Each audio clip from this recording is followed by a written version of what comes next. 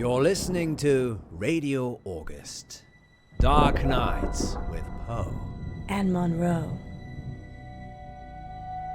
So Dark Nights with Poe and Munro is an FMV mystery thriller from Deveki Studios, and it was initially released back in May of 2020. If you haven't played one before, an FMV is a genre of video game that focuses on being an interactive or choose-your-own-adventure type of experience. And in this one, we follow the characters Poe and Munro, who are local radio hosts in the mysterious town of August. I really did love this one. It's definitely in contention for my favorite FMV that I've played before, and the biggest reason for that was how great these two characters and actors were. There is a certain campiness to the tone of this game and also to Poe and Munro as characters, but it doesn't go over the top to where it's just silly or annoying. It felt like everybody that was making this knew exactly what they were going for, and so the energy of it was just perfect the entire time. This was also done in the style of a TV show, and it kind of has that feel of like a TV show in the 2000s where there is like a sort of overarching storyline, but really each episode was also its own self-contained story. And I would say each episode lasted around 30 to 45 minutes or so, and that felt like the perfect length for them to never outstay its welcome. I was actually sad when it ended because I wanted to go on more adventures with Poe and Munro. I really did come to love these characters, and the synergy between them is something that you rarely get nowadays, so it was so nice to see that whenever they were on screen together. I will say though that the plot doesn't always go in the most interesting routes, and a lot of the side characters are pretty forgettable, and really in general a lot of what happened in this didn't really stick with me, and it's only been like a week since I played it, but I actually don't think that's like a terrible thing here. When you have great characters at the helm of the story, the things that they're doing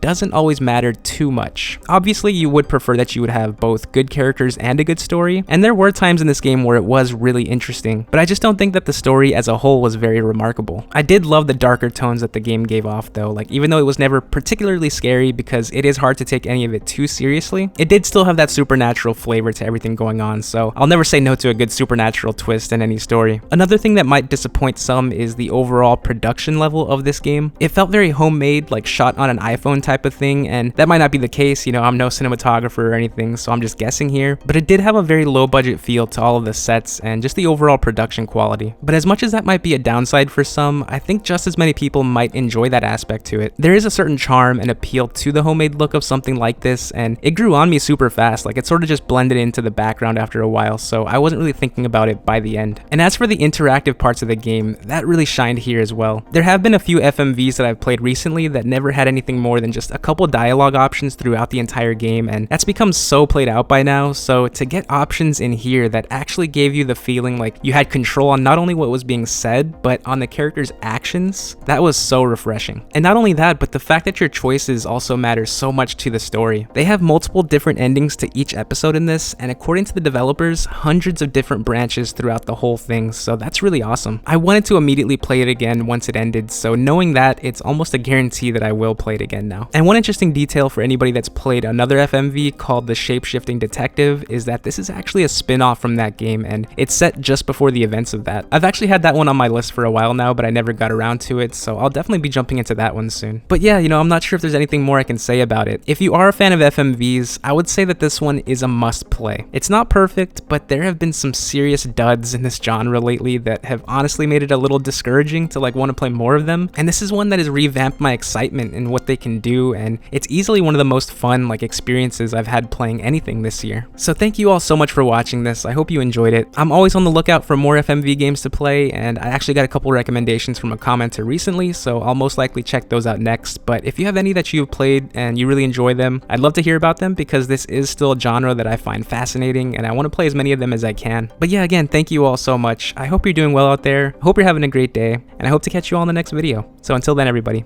take care.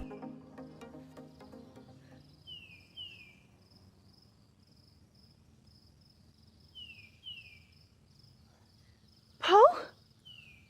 Poe?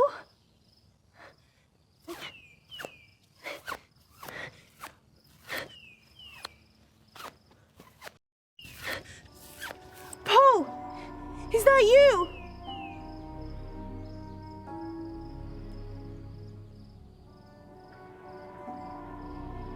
Poe?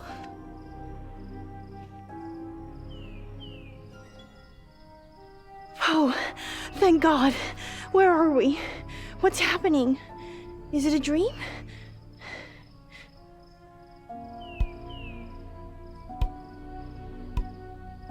What are you doing with that?